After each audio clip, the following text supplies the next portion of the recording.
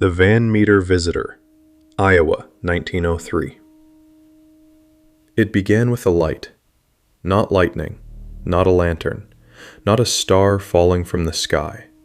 Just a strange, steady glow in an alley behind a small-town business in Van Meter, Iowa. A farming town of barely 300 souls in the fall of 1903. The kind of place where nothing ever happens. Until something did. Night 1. Around 1 in the morning on September 29th, local businessman U.G. Griffith noticed a strange light behind his hardware store. At first, he assumed it was a prank. Maybe boys with a lantern. He stepped into the alley. The light intensified. And then it moved. Perched near the building stood something tall, impossibly tall. 8 feet, maybe more. It had wings, large, bat-like wings that folded and unfolded with a leathery sound. Its body was dark, its shape unnatural, and from the center of its forehead protruded something like a horn, glowing. Not reflecting light, emitting it. A focused beam, like a primitive spotlight, shining straight toward him. Griffith fired his revolver. The shots echoed through the alley. The creature leapt into the air, wings snapping open, and vanished into the darkness. Night 2. The next evening, the town was restless. Another respected citizen, Dr. Alcott, reported seeing it perched on a telephone pole.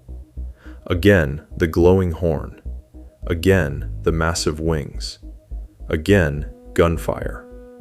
Again, no effect. Bullets were said to strike it, but it did not fall. It did not cry out. It simply moved, as if the shots meant nothing. The smell. Witnesses began mentioning something else. A smell. Sulfur. Thick. Sharp. Almost chemical. The kind of odor that in older times was associated with brimstone. With hell. With something not of this world. The rooftops.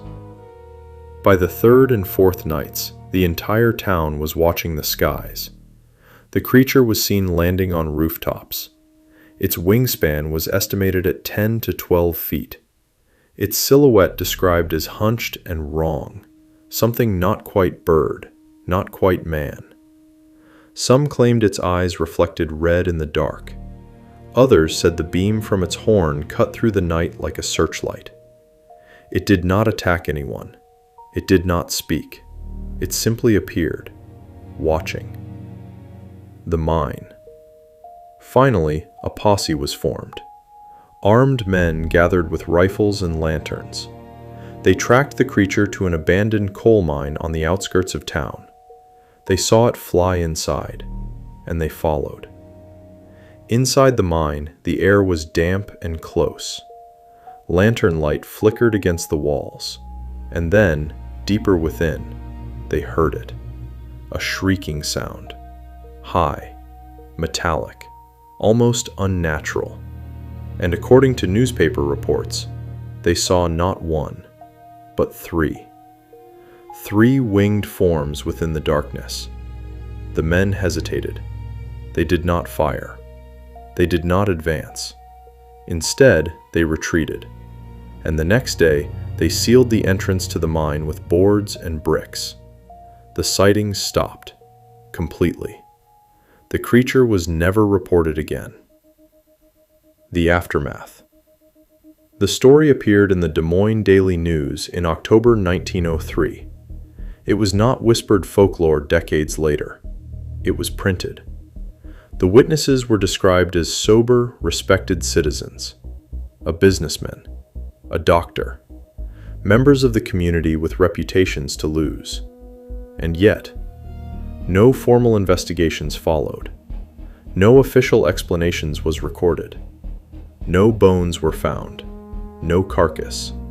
No reopened mine filled with evidence. Just silence. What was it? A giant owl misidentified in the dark? An elaborate hoax in a quiet farming town? Mass hysteria spreading under flickering lantern light? Or something else? The glowing horn detail is rare in cryptid lore. The sulfur smell appears again and again in paranormal reports. The mind suggests something subterranean, and the fact that it appeared over multiple nights, to multiple witnesses, before vanishing forever, leaves one unsettling possibility. Whatever it was, it came from somewhere, and maybe it went back.